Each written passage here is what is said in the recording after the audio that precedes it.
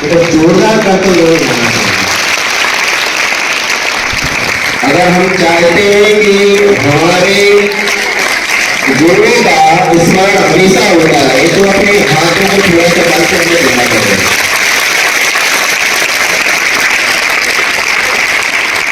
बहुत अच्छा।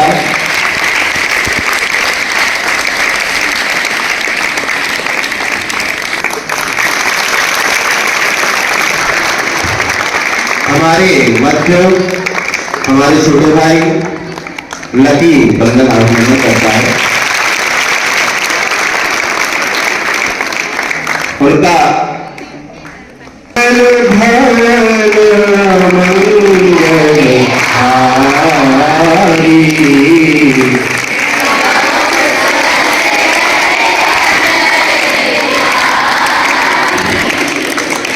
जहाँ सुमति कहे संपत्ति, जहाँ कुमति कहे विपत्ति निधान।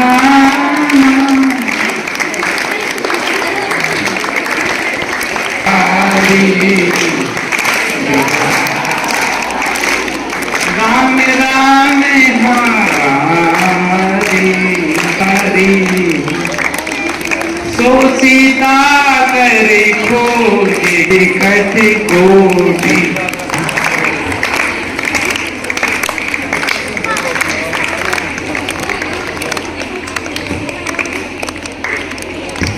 मिलकर के दोनों ही महान बहुत सारी छात्राएं कुछ तैयारी करके आई हैं तो उनको भी हम सुनेंगे।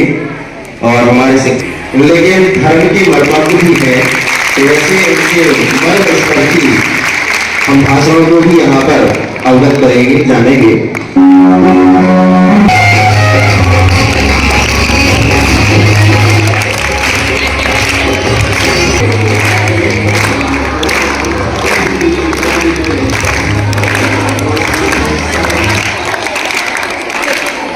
तो गोस्वामी तुलसीदास जी और हम मुंशी प्रेमचंद जी को याद कर रहे हैं तो एक अमर बरवारी में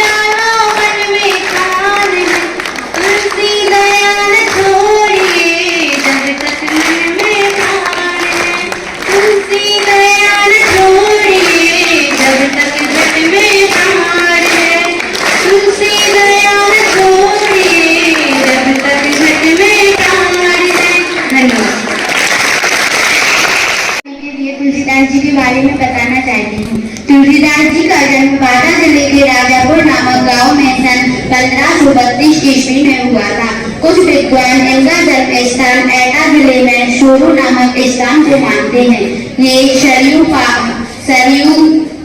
पावीन ब्राह्मण थे। इनके पिता का नाम आत्माराम दुबे और माता का नाम तुलसी था। अमुक्त मूल नक्षत्र में जन्म लेने के कारण इनके माता पिता ने इन्हें त्याग दिया। स्वामी नरसिंह दास ने इनका पालन पोषण किया। काशी के शेष सनातन नामक विद्वान ने इन्हें वेदों पुराणों आदि ग्रंथों का ज्ञान कराया था। इनकी इनकी भाषा शैली ब्रज भाषा अवधी भाषा। इनकी प्रसिद्ध रचना रामचरितमानस, विनय पत्रिका, कवितावली, गीतावली, हनुमान चालीसा, बजरंग वाणी, तुलसी के दोहे। धन्यवाद।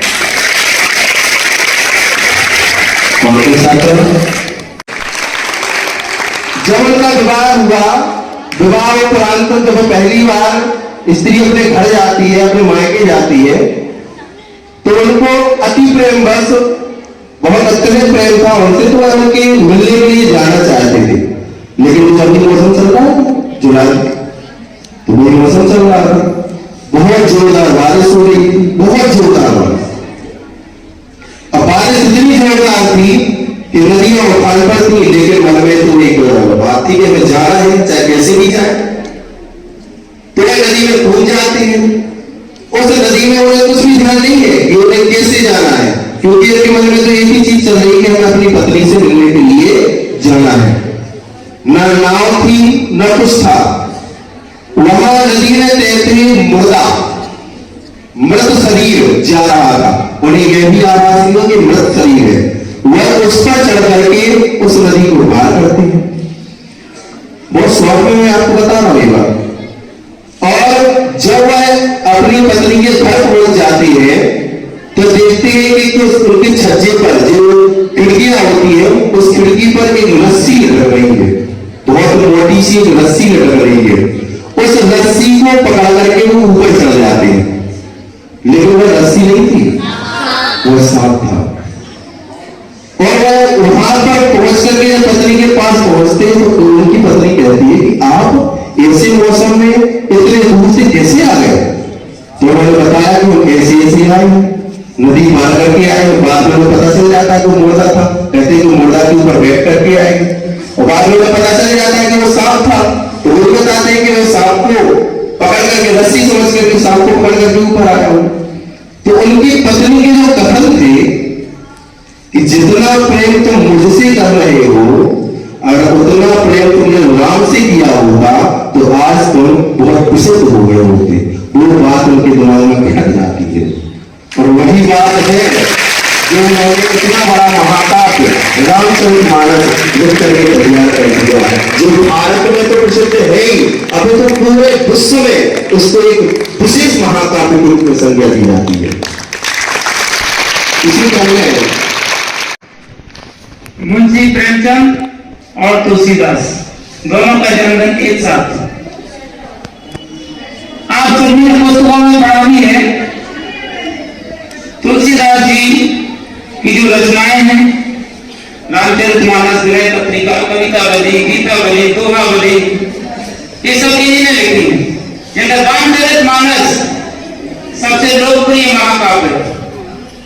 और इस बड़े महाकाव्य में उन्होंने पूरे अपने जीवन को और कैसे सफल बनाए, इसका पूरा वर्णन लिख दिया है। इसी तरह मुंशी प्रेमचंद जी की भी रचनाएं हैं। गोदान, गबन, जो प्रमुख उपन्यास हैं, रंगभूमि, कर्मभूमि, प्रेमाश्रम, ये सभी मुंशी प्रेमचंद के लिखे हुए उपन्यास हैं। इनका जीवन अभावमय था, लेकिन एक बात में सफल हो गया। तो ऐसे जो हमारे दोनों विद्वान कवि हैं, इनका पाठ कक्षा 10th में, 9th में, सभी कक्षाओं में है। और आप सभी पढ़ती भी हैं। जैसे अभी 10th क्लास में राम लक्ष्मण पुरस्कार सम्मान, ये तुलसीदास जी की रचना है। और प्रेमचंद का अपन ने पढ़ा है ना, 11वीं क्लास में भी है। हाँ, दो बैलों की कथा 9th में है ना। वो 11वीं क्लास में कौन सी है? नमक का होगा। तो ऐसी रचनाएं इन्होंने लिखी है, जैसे हमें कुछ न कुछ प्रेरणा अवश्य मिलती है। कम समय है, इसलिए आज का भी बोलेंगे। धन्यवाद। को अपने जीवन काल में आपका सुमिरन ना हो, आपका भजन ना हो, तो वो व्यक्ति परेशान है। ये सब परेशानियां कुछ भी नहीं।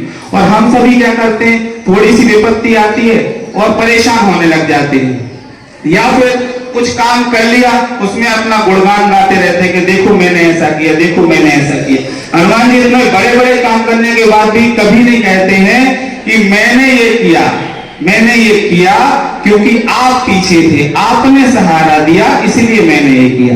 तो जब हम अपने किए का दूसरों को मान देने लग जाते हैं तो वही व्यक्ति फिर हनुमान होकर के पूजा जाता है ना। यदि सिर्फ हनुमान जी कहते मैंने किया तो फिर आज इतना उनका नाम नहीं होता कि उनको भगवान के बराबरी में बैठा करके हम पूजा करते हैं।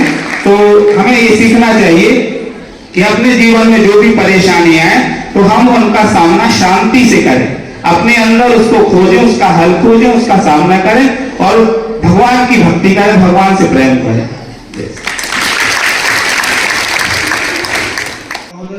उपस्थित समस्त शिक्षक, शिक्षिकाएं और प्यारे बच्चों, जैसा कि सर ने आप लोगों को बताया, गोस्वामी तुलसीदास जी इन्होंने रामचरितमानस की रचना की है और मुंशी प्रेमचंद, तीनों आंदोलनों में इन्होंने लोगों को जागरूक किया अपने नाटकों के माध्यम से, अपनी कहानियों के माध्यम से, ताकि लोगों में राष्ट्रवाद की भावना उत्पन्न हुई। और आज ही के दिन भारत के महान क्रांतिकारी ऊधम सिंह, उनकी आज पुण्यतिथि है। क्या हुआ था?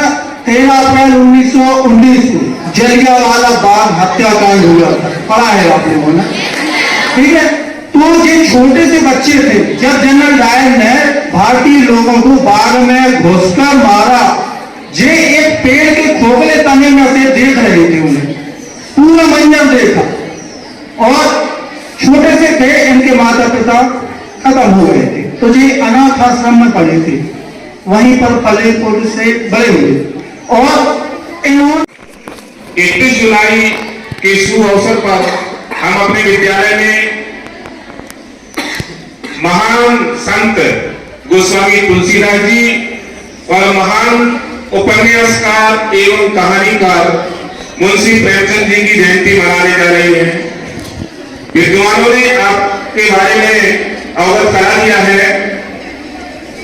तुलसीदास जी जिनके दोहे हमने कक्षा 4 में पढ़े थे, जब हम पढ़ते थे कक्षा 4 में थे, तुलसीदास जी के दोहे, एक दोहा था, निंदक मेरे राखिए आंगन कुटी छवाए, बिन पानी बिन साबुन निर्मल करे शोभा। यानी जो व्यक्ति हमारी निंदा करते हैं, जो हमारी बुराई करते हैं, उन्हें हमें अपने पास में रखना चाहिए। क्यों रखना चाहिए? क्योंकि ये ऐसे व्यक्ति हैं जो हमारी बुराइयों को निकाल करके हमारे सामने रखते हैं और उनसे हम सजग हो जाते हैं और वो ऐसे काम करते हैं जैसे बिना साबुन के। इसलिए हमें निंदकों को अपने पास रखना चाहिए, उनकी बात सुनना चाहिए, जिससे हमारी कमी है वो दूर हो जाए। ऐसे होते हैं निंदक।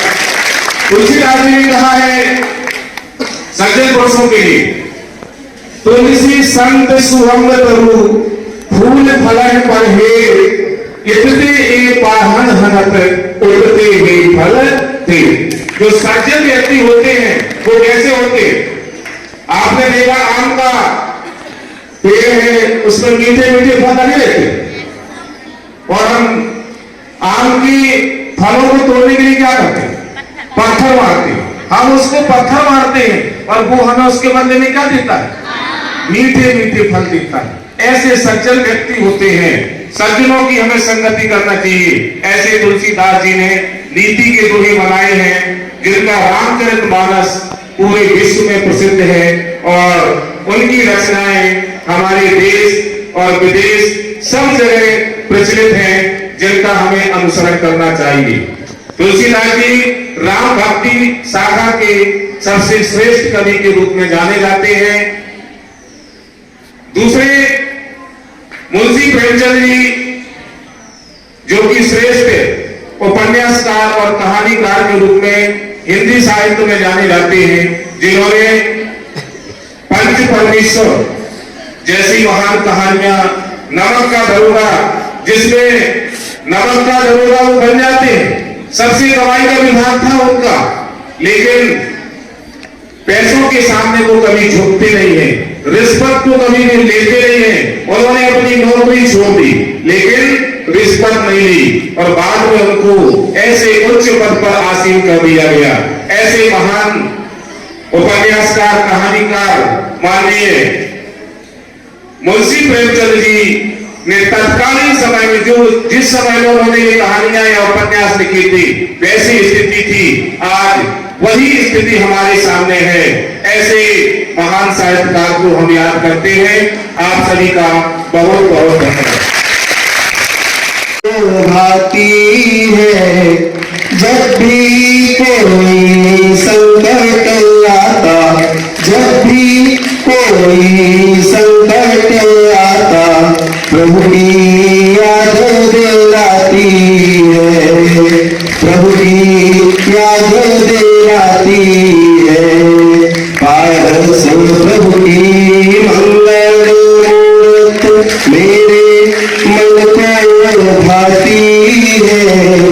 कितने संकट आए प्रभु, कितने संकट आए प्रभु, पर समता को नहीं छोड़ा, पर समता को नहीं छोड़ा। बरसे जल पर तरंगारे, बरसे जल पर तरंगारे, प्रभु ने